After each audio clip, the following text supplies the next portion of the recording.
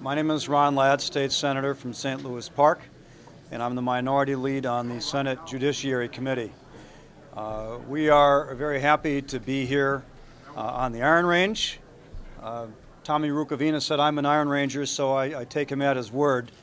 My dad's whole family was born up here, and we had a Latz department store in Grand Rapids, and a family from Virginia for many, many years. So I'm glad to be back up here in this area and to share the opportunity to describe our bills directly to the residents in northern Minnesota rather than have them be filtered through organizations that have a particular bias toward the outcomes that these bills seek or the process by which these bills seek to achieve those outcomes. These bills will save lives. I'm talking specifically about expanding the background check bill and the Extreme Risk Protective Order, or red flag bill. These are designed to work off of existing laws in Minnesota, to use existing due processes that are in Minnesota, and quite literally to save lives. We will get into the details of the bills when we have the hearing, but there's a reason why 80 to 90% of Minnesotans in recent polling support these bills. Is because they make sense to them. And that includes a vast majority of gun owners. So if you think through these bills, you understand what we're trying to accomplish, and we understand what is proven to have been accomplished in other states with bills like this. We understand why they're popular and why they will, in fact, save lives. So that's what we're here about. One other point I guess I want to make before I invite Senator Dietzick to say something, which is lawful gun owners have absolutely nothing to fear from these bills. Lawful gun owners have nothing to fear from these bills. These work off of existing prohibitions on possession of firearms in Minnesota. And there's a very minimal screening that will be necessary to make sure that lawful gun owners are possessing the firearms and that they are lawful when they purchase firearms as well. So if you're already in compliance with the law, if you're already hanging on to your guns because you can do so lawfully, you got nothing to worry about except an annual free permit to make sure that if you want to buy some more, you can do so, again, with minimal intrusion. So that's what I'd like to add. I want to invite Senator Dietzick from Minneapolis to add her thoughts.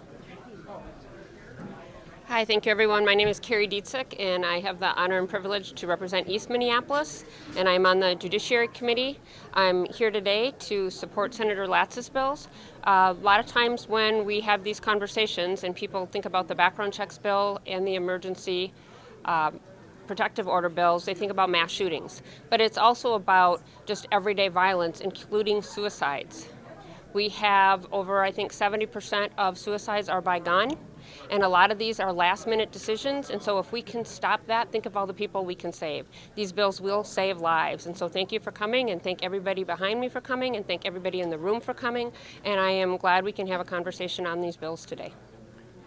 We want to note for the record, appreciate Commissioner Frank Jewell being here with us today. County Attorney Mark Rubin is here. Duluth Police Chief Ms. Tuskanen is here with us as well. So if you guys want to add anything, you're welcome to do so, and we're certainly willing to answer questions from anyone who has any. Do you want to say anything, Chief? Sure. Hi, my name is Mike Tuskin. I serve as the police chief in the city of Duluth. It is a great opportunity today to be able to talk about common sense gun legislation that we know will save lives and will keep our community safe. And so I'm just looking forward to the conversation, and I think that this is a first step in the right direction to passing common sense gun legislation. Thank you. Thank you. And Chief, I should also note the Minnesota Association of Chiefs of Police also support both of these bills. So it's not just one chief that's here. It's the whole Association of Chiefs in Minnesota. 300 chiefs of police and 200 command level people in the Chiefs Association. County Attorney Rubin. Thank you. Mark Rubin, St. Louis County Attorney. I'm here also on behalf of the Minnesota County Attorneys Association. 87 county attorneys who have taken a position in support of both of these pieces of legislation. I'm also here because we already have laws that prohibit certain people from possessing firearms. If you look at the statute, there's a whole page of it, and I'll emphasize it during my testimony. But after over 40 years as a prosecutor, I'm tired of finding out after someone has been shot, after someone has committed suicide, after some other incident, that they were an unlawful possessor of a firearm. This legislation, especially the background check, will give law enforcement and prosecutors an opportunity to find out before a person possesses a handgun, not after. So I think it's good legislation. Like I say, I'm here on behalf of the association. The law is on the books. And that's exactly it. That law is on the books, and this will allow us to enforce it. So thank you very much.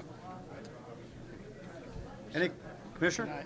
Just a quick additional, 27 years ago, I was appointed by St. Louis County to be the Violence Prevention Coordinator. It was after 13 murders in the city of Duluth over a 12-month period.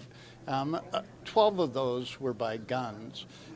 In the 27 years since, we've been going backwards. Last year, there were more deaths by gun in the United States than there are car accident deaths. We need to change this. We need to do things that prevent those deaths. And as Attorney Rubin said, we could have the tools, as Senator Latz and our senators are saying, we can make a difference. But we have to stand up and have common sense rules that make that happen. Enforce the laws on the books. Any questions from the press?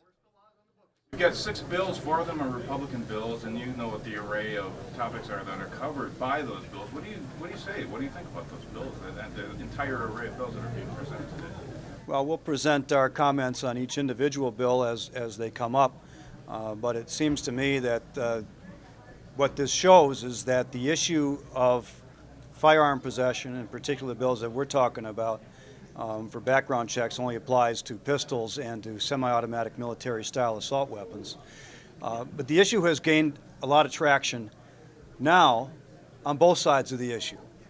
For many, many years, the NRA has promoted its orthodoxy that any possible regulation of guns is an infringement on the Second Amendment, and there have been a lot of one-issue voters on that side of this policy discussion. That's changed. We saw it in the last election. We see it in the national movements as well, and we've seen it in Minnesota with the general popularity of these measures to help reduce gun violence, that the issue has traction now among voters on both sides of the issue.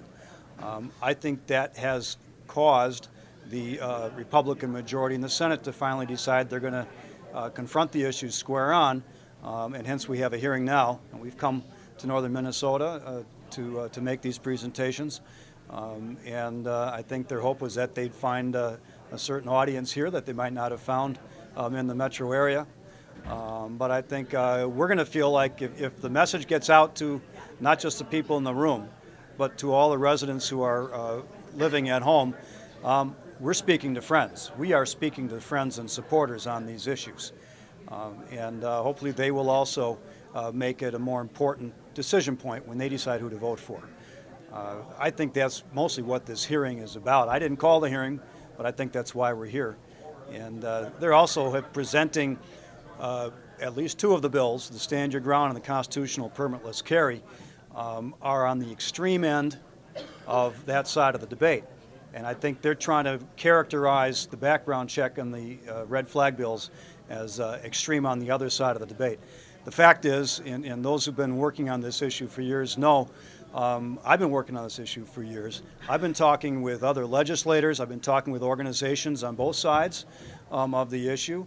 We have made a lot of modifications or adjustments to the contents of these bills to address the concerns that have been raised. So what we have before us that I'll be presenting will be moderate, middle-of-the-road approaches to reducing gun violence, and proven in other states to be effective as well. And so it's a hard way. Chicago, by the way, I know you're not a member of the press. This is for the press, but Chicago is bordered by jurisdictions that have very few restrictions on guns, and so it's very easy to get guns there and bring them into Chicago. We can do what we can in Minnesota to make sure at least we can screen out those who are unlawful to possess firearms, and when someone's in a crisis, we'll have some tools to remove the guns from them so they don't end up committing suicide or hurting someone else in the process. We have time for about one more question. Do you anticipate this will be the only hearing you'll have on guns this year? Oh, that's a tough question. I've been fighting for a hearing on these bills in front of the Senate Judiciary Committee for 3 years. We finally have one, so it'd be up to the chair whether he wants to take a follow-up step from now and have a hearing when we are formally in session and can take formal action on the bills. I'm not a good enough predictor on that. If my track record in asking for hearings repeatedly at the end of Judiciary Committee hearings, as you know because you're there at every one, the answer I've always gotten was we don't have a decision yet from the authorities that are making those decisions. So we can't have a hearing. Well, now we've got a hearing. So the issue's engaged, the issue's got traction in the electorate, and we're going to speak our case directly to them.